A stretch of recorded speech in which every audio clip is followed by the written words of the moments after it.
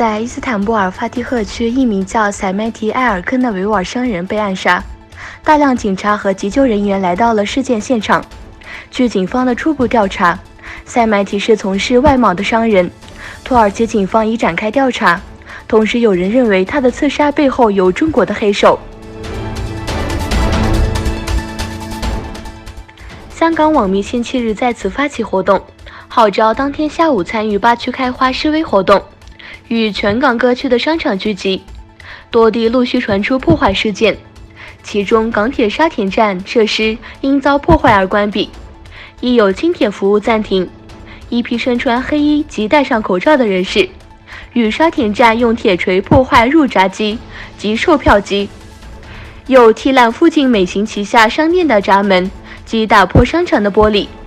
一些支持昨天举行的示威游行的国会议员被拘留，有些则被送到派出所。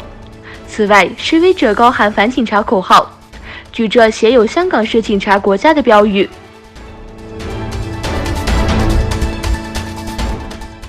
巴基斯坦旁遮普省的一辆属于保安人员的车辆遭到袭击，造成2名警察、2名情报人员和1名线人丧生。在巴基斯坦，警察发言人卡里姆·库雷西说，这辆属于拉詹布尔地区安全人员的车辆遭到伏击，尚无任何组织宣称对此袭击负责。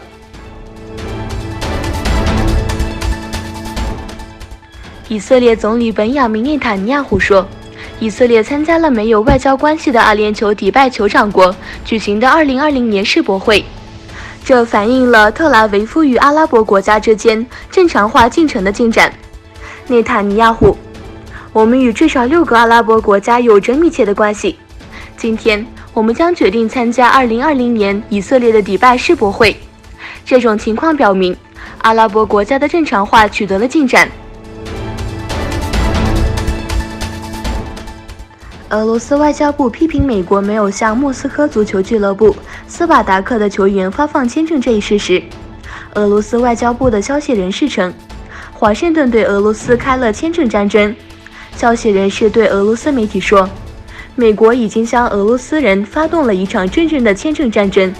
所有人包括艺术、文化和体育代表都受到伤害。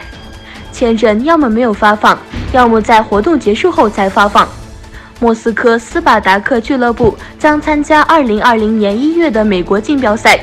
但是报道称，俄罗斯队由于签证问题而不能参加比赛。